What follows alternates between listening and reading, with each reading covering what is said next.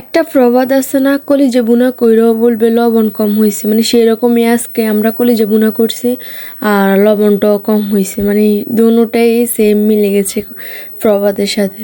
তো এখান দিয়ে আমরা রান্না করতেছি সিম আলু মাছ দিয়ে। এটা হচ্ছে বরবটি সিম, এই সিমগুলো খেতে খুবই মজা লাগে। আর আজকে রান্নাটা খুবই মজা হয়েছে, পাঙ্গাস মাছ দিয়ে এই রান্নাটা করবে। আর তরকারি কালারটা দেখেন জাস্ট, মানে কতটাও লোভনীয় লাগতেছে, কতটা ইয়াম্মি লাগতেছে মানে। আর আম্মু বরবটি সিম খেতে অনেক বেশি পছন্দ করে, তাই রান্না করতেছে। এটা আমার কাছেও মোটামুটি ভালোই লাগে।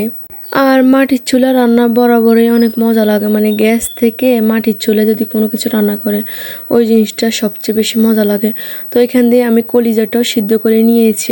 আর আমি রান্নাটা গ্যাসের চুলে করতেছি। সকালে তো আমি মাটির চুলায় রান্না বসেছিলাম, তখন শুধু সিম তরকারি রান্না করেছি। তো এখানে মানে সন্ধ্যার দিকে আমি গ্যাসের চুলে আসছি।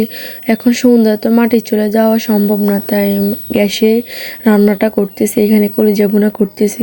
কলিজা ভুনা করতে যা যা মশলা লাগে আম্মু এক এক করে সবগুলো মশলাই দিয়ে দিচ্ছিল। সকালে শুধু কলিজাগুলো ভালো করে সিদ্ধ করে নিয়েছে, আর এখন মানে সন্ধ্যার দিকে রান্নাটা বসাই দিলাম।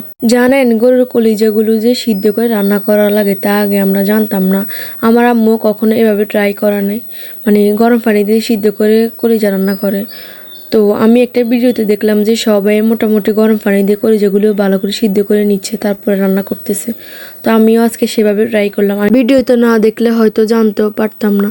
আপনারাও কি আমাদের মতো এভাবে ডিরেক্ট রান্না করেন না সিদ্ধ করে রান্না করেন?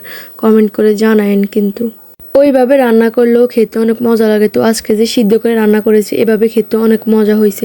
আজকে রান্নাটাও খুবই ভালো লাগতেছে। আর এখানে আলুও দিয়েছে, মানে আলু আমার কাছে এত প্রিয় যে আলু দিতে হবে। আম্মু না করেছে, তারপর আমি বলেছি যে আলু দাও। তো মানে সব তরকারিতে আমার আলু খেতে অনেক বেশি ভালো লাগে, মানে সব তরকারিতে আমার আলু দিতে হবে।